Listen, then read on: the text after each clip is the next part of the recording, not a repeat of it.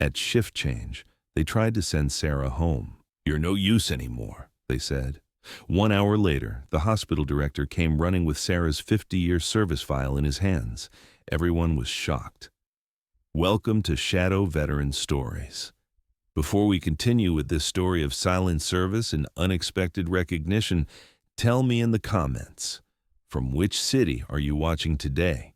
And if you believe stories like this need to be heard, hit that subscribe button.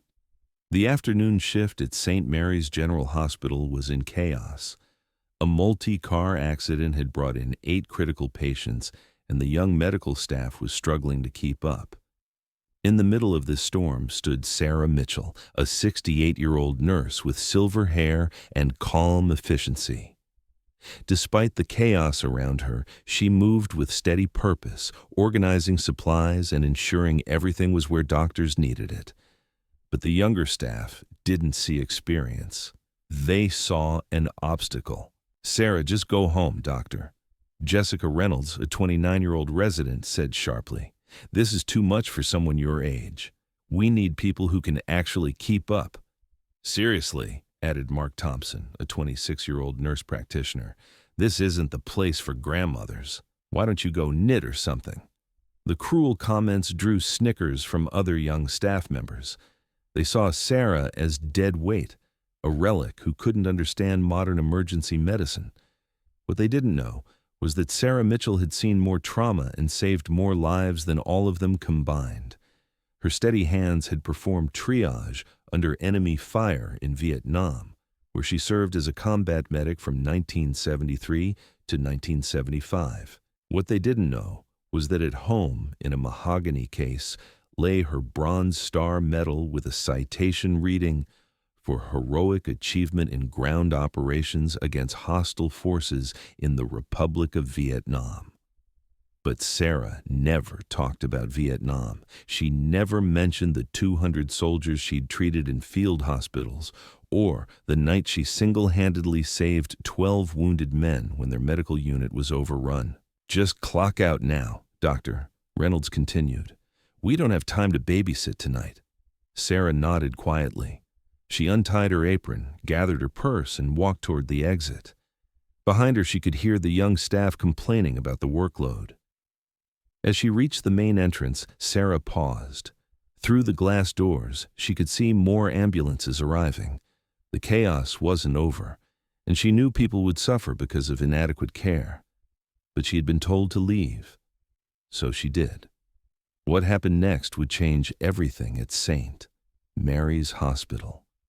An hour after Sarah left, the emergency room had deteriorated into a medical crisis. 2 accident victims were going into shock. Another showed signs of internal bleeding, and the trauma bay was running out of supplies because no one knew where things were stored. Dr. Reynolds frantically searched for surgical instruments, knocking over a supply cart. Medical equipment crashed to the floor as tears of frustration built in her eyes. "Where's the backup blood supply?" Mark Thompson shouted. "I don't know," Dr. Reynolds shouted back. "Sarah always knew where everything was." It was the first time they'd admitted the woman they'd dismissed might have been valuable. That's when Hospital Administrator Patricia Collins burst through the doors, her face pale and hands shaking. She carried a thick manila folder marked "Confidential Personnel Records." "Where is Sarah Mitchell?" she demanded. "We sent her home, doctor," Reynolds replied. "Why?" Collins opened the folder with trembling hands. Inside was a commendation letter from the United States Army, dated March 15, 1975. "Because I just received a call from the Veterans Affairs Office," Collins said, her voice barely a whisper. "They're reviewing all former military medical personnel for a special recognition program." She held up the document. Sarah Mitchell served 2 tours in Vietnam as a combat medic. She was stationed at field hospitals near front lines, treating wounded soldiers under enemy fire. The emergency room fell silent, except for beeping medical equipment. During the Tet Offensive of 1975, when her medical unit was overrun, Sergeant Sarah Mitchell single-handedly triaged and treated 12 critically wounded soldiers while under direct fire. She refused evacuation until every wounded man was stable for transport. Dr. Reynolds stopped searching and turned, her mouth slightly open. She was awarded the Bronze Star for heroism in combat, Collins continued. Her citation notes she personally saved over 200 American servicemen during her tours of duty. Mark Thompson set down his medical chart. Sarah, our Sarah. The same Sarah you told to go knit, Collins said sharply. According to her military records, she performed emergency surgery in conditions that would terrify our surgical staff. She worked 72-hour shifts without sleep, treating injuries more severe than anything we see here. The weight of their mistake began sinking in. The young staff who'd been dismissive an hour earlier now stood in stunned silence. After Vietnam, she spent 30 years as head trauma nurse at Walter Reed Army Medical Center, Collins added. She trained combat medics and developed triage protocols still used today. Dr. Reynolds felt sick. What have we done? You dismissed one of the most experienced trauma nurses in the country, Collins replied. A woman who's forgotten more about emergency medicine than any of you have learned. The irony was devastating. They were struggling with an overwhelming crisis while they'd sent away someone who'd handled far worse under impossible conditions.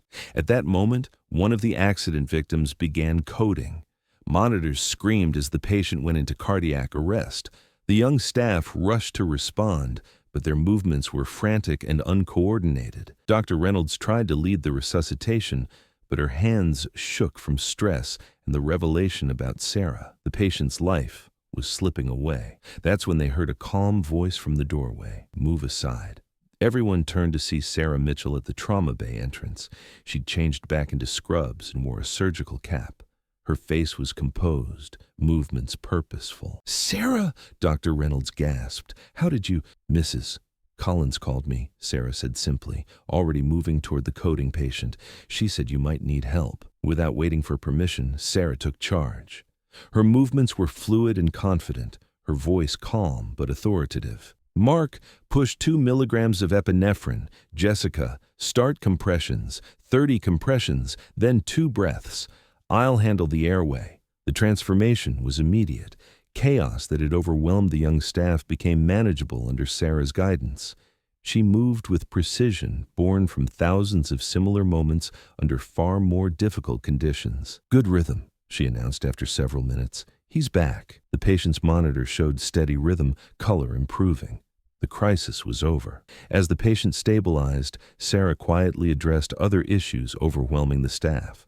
She directed Mark to back up blood supplies stored in locations he hadn't known existed. She showed Dr. Reynolds where instruments were organized in logical systems. Within 30 minutes, the entire emergency room ran smoothly. Remaining accident victims were properly treated, supplies organized, and staff working with renewed confidence. But it was Sarah's demeanor that struck everyone most. No anger, no resentment toward people who dismissed her cruelly. She simply did what needed doing, the same way she always had. When the last patient was stable, the emergency room fell quiet. Young staff members stood awkwardly, unsure how to address what had happened. Dr. Reynolds spoke first. "Sarah, I'm so sorry. What we said was inexcusable." Sarah washed her hands at the sink back to the group. "You were under stress," she said quietly. "People say things they don't mean when they're scared." "That's no excuse," Mark Thompson said. "We treated you horribly." Sarah turned to face them, eyes kind but tired. "In Vietnam, I worked with medical staff from all backgrounds and ages. I learned that experience isn't about age. It's about what you've been through and learned from it." She paused carefully. "Tonight, you learned something important, not just about me, but about making assumptions about people." Dr. Reynolds wiped tears from her eyes. "Why didn't you ever tell us about your military service?" Sarah smiled slightly. "Because it wasn't relevant to doing my job here. I come to work to help patients, not impress anyone with my past." Patricia Collins stepped forward. "Sarah, I want to formally apologize on behalf of hospital administration. What happened tonight should never have occurred." "It's over," Sarah said simply. "No, it's not," Collins replied. "I'm implementing mandatory training about respect and recognizing the value every team member brings, regardless of age or appearance." Dr. Reynolds nodded immediately. "Sarah, Is there anything we can do to make this right? Sarah considered the question. Just remember that everyone has a story. The janitor might be a former teacher. The security guard might be a veteran. Don't judge people by surface appearances. Over following weeks, St. Mary's atmosphere changed dramatically. Young staff who dismissed Sarah now sought her guidance. They asked about experiences out of respect and desire to learn. Sarah began sharing knowledge, triage techniques from Vietnam, working under pressure, and treating every patient with dignity. Dr. Reynolds later said it was like having a master class in emergency medicine daily. The hospital planned a recognition ceremony, but Sarah politely declined. "I didn't serve for recognition," she said.